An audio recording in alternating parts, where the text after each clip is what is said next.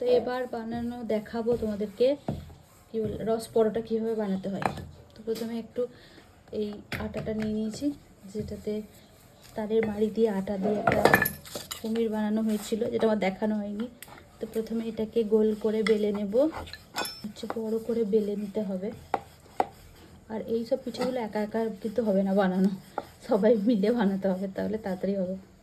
এটাকে গোল করে বেলা হয়ে যাক, তারপর দেখা যাবে। এই যে এবার গোল করে বেলা হয়ে গেছে, এবার এর মধ্যে দেবো সর্ষের তেল। তেল তো এখানে একটু সর্ষের তেল দিয়ে চারিদিকে এইভাবে লাগিয়ে দিতে হবে।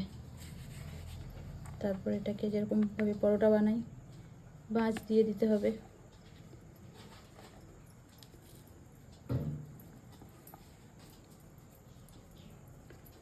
ভাঁজ দেওয়া কমপ্লিট। এটাকে আবারও বেলে নিতে হবে। এবার এটাকে 4 কোণা করে বেলতে হবে। চলো বেলে নিই, তারপর দেখাচ্ছি আবার। ডালা হয়ে গেছে, এবার একটা চামচ দিয়ে এটাকে কেটে নিচ্ছি। তোমরা চাইলে ছুরি দিয়েও কাটতে পারো, এটা চামচ দিয়ে হয়ে যাচ্ছে তাই চামচে কেটে নিলাম। ব্যাস তৈরি হয়ে গেল আমার পরোটা। এবার এটাকে ভাজবো। এবার হচ্ছে রস পরোটা ভাজছি। চলো ভাজে এভাবে ফুলতে হবে কিন্তু।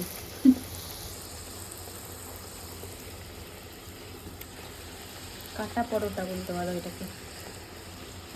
যে তেলের মধ্যে সিম পিঠে বানিয়েছিলাম ওই তেলের মধ্যেই করছি, তার জন্য একটু কালো কালো লাগতে পারে। তো এটা এবার ভাজা হয়ে গেছে, তুলে নিলাম। এটাকে এই যে পাত্রের মধ্যে থাকবে সেটাতে দিলাম, দিয়ে উপর থেকে এই যে সুগার সিরাপ দিয়ে দেওয়া হলো। এইভাবে একই রকমভাবে উপর পিঠে দিতে থাকবো, আর উপর থেকে সুগার সিরাপ দিতে থাকতে হবে, দিয়ে লেয়ার লেয়ার করে পিঠেগুলো রাখা হবে। ব্যাস এটা হচ্ছে যে সঙ্গে সঙ্গে খাওয়া যায় না, কিছুক্ষণ রেখে খেলে মানে রসগুলো সুন্দর মতো ভিতরে ঢুকে যাবে, তাহলে কিন্তু এই পিঠেটা সহজে খারাপও হবে না। 1 সপ্তাহ মতো এইভাবেই থেকে যাবে, ফ্রিজে রাখারও দরকার নেই। তো এটাই হচ্ছে রস পরোটা। আমার কিন্তু সমস্ত রস পরোটা ভাজা কমপ্লিট, আর এখানে রসের মধ্যে ডোবানো হয়ে গেছে, মানে সুগার সিরাপে আর কি। তো এই হচ্ছে রস পরোটা। কেমন লাগলো তোমাদের এই রস পরোটার ভিডিওটা? মানে এই রস পরোটা কি তোমরা কখনো খেয়েছো?